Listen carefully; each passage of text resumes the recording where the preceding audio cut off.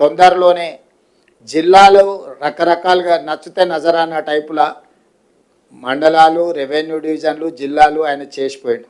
ఇప్పుడు జిల్లా ఒక నియోజకవర్గం ఉంది, ఒక జిల్లా 14 నియోజకవర్గాలు ఉన్నాయి. రకరకాలుగా ఇర్రేషనల్గా చేసిండు. నిన్నమన్న అందరూ చర్చలు విజ్ఞప్తులు చేస్తారు, మా కొన్ని మండలాలు తీసి అనలేయండి, కొన్ని మండలాలు తీసి ఇన్లేయండి అని. లేకపోతే వరంగల్ అయితే వరంగల్, హన్మకొండ మాది ఒకటే సిటీ 2 జిల్లాలు చేసిరు. మొత్తం మా ఉనికే మనుగడనే పోయింది, దాన్ని మొత్తం కలిపి ఒకటే జిల్లా చేయండి అని ఇట్లా రకరకాల డిమాండ్లు వస్తున్నాయి. మళ్ళీ పొలిటికల్ డెసిషన్స్ తీసుకుంటే న్యాయం జరగదు, సరైన విధంగా విభజన జరగదు. తొందరలోనే ఒక రిటైర్డ్ హైకోర్టు ఆర్ సుప్రీంకోర్టు జడ్జితో పాటు ఆఫీసర్స్ను, రెవెన్యూ, ఇతర శాఖలలో పనిచేసిన అధికారులతోని మనం ఒక కమిటీ వేసుకుందాం. నియోజకవర్గాల పునర్విభజన అంటే నియోజకవర్గాల పునర్విభజన ఎట్లయితే గతంలో చేసినప్పుడు ఒక కమిషన్ వేసి ఆ కమిషన్ ద్వారా పబ్లిక్ హియరింగ్ చేసి వివిధ ప్రాంతాల పర్యటన చేసి ఎట్లయితే సమాచారాన్ని సేకరించి చేసిండ్రో, ఈరోజు మండలాలు కానీ, రెవెన్యూ డివిజన్లు కానీ, జిల్లాలు కానీ వీటిని తగ్గించడం అనను, పెంచడం అనను, వీటిని రేషనలైజ్ చేయడం.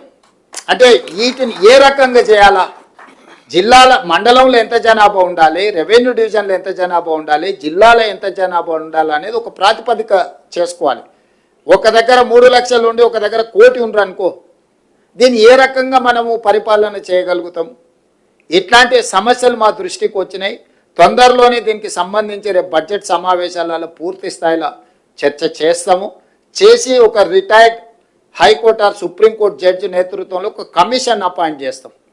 ఒక 6 నెలల్లో అన్ని ప్రాంతాలు పర్యటన చేసి ప్రజల డిమాండ్స్ తీసుకొని ఫస్ట్ మండలాలు రేషనలైజ్ కావాలి.